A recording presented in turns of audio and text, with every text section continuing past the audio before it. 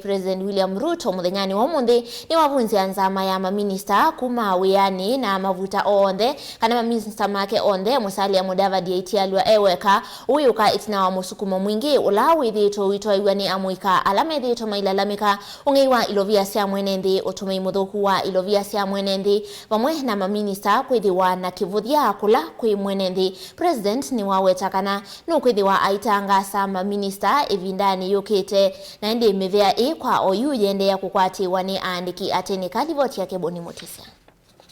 Nani wake na nyumba cia movo manene kana State House William Ruto wetakana ni tambela osiri na kwithukisi nzeve na hiyo kunikila uthukumi na mathina la methito mayoneka kwisala maminista kivathukanyo na mivea kivathukanyo va Kenya. Listening keenly to what the people of Kenya have said, and after a holistic appraisal of the performance of my cabinet and its achievements and challenges, I have today, in line with the powers given to me by Article 1521 and 1525B of the Constitution and Sections 12 of the Office of the Attorney General's Act, decided to dismiss with immediate effect all the cabinet secretaries and attorney general of the Republic of Kenya, of the Cabinet of Kenya, except the Prime Cabinet Secretary and Cabinet Secretary for Foreign Affairs and Diaspora Affairs. And of course, the office of the Deputy President is not affected in any way.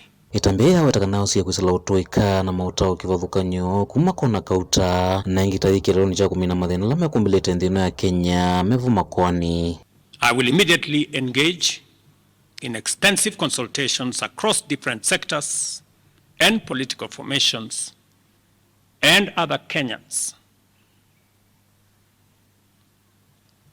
both in public and private, with the aim of setting up a broad-based government that will assist me in accelerating and expediting the necessary, urgent, and irreversible implementation of the program that we have, including other radical measures and programs to deal with the burden of debt, to explore raising domestic resources and revenues, expanding job opportunities. Wengi watakanini ki utethese wanene wanangi kwa maundu kivathukanyo kana kusiokelela kwa maundu mauthukumi utethese kumina ulusani ula wetaya maunzu kivathukanyo va Kenya. Eliminating wastage and unnecessary duplication of a multiplicity of government agencies and slaying the dragon of corruption, consequently making the government of Kenya lean, inexpensive, effective, and efficient. Yuitina kumavuta wiani maminista ya wetakana mawia mome kwatiwa ni andiki atenika na vayundo na moto nya uvingisa uthukumi na tuendeno kwenda na utangasa mauli ukumbiangia ukonya uthukumi wa serikali. During this process, the operations of government will continue uninterrupted under the guidance of principal secretaries and other relevant officials. I will be announcing additional measures and steps in due course. Kila kiwanene chavata ni mwamulolono misie watongo ya nyuve kwenda kumia mivuthi kundu kivathukanyo aiwetakana kuma muthenyani wa unene kwithwa na mutatala musauvie wa kulunga maundu taya.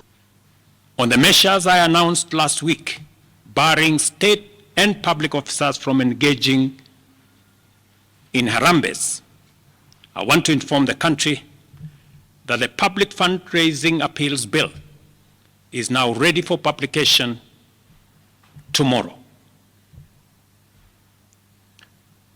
However, even with the progress we have made, I am acutely aware that the people of Kenya have very high expectations of me.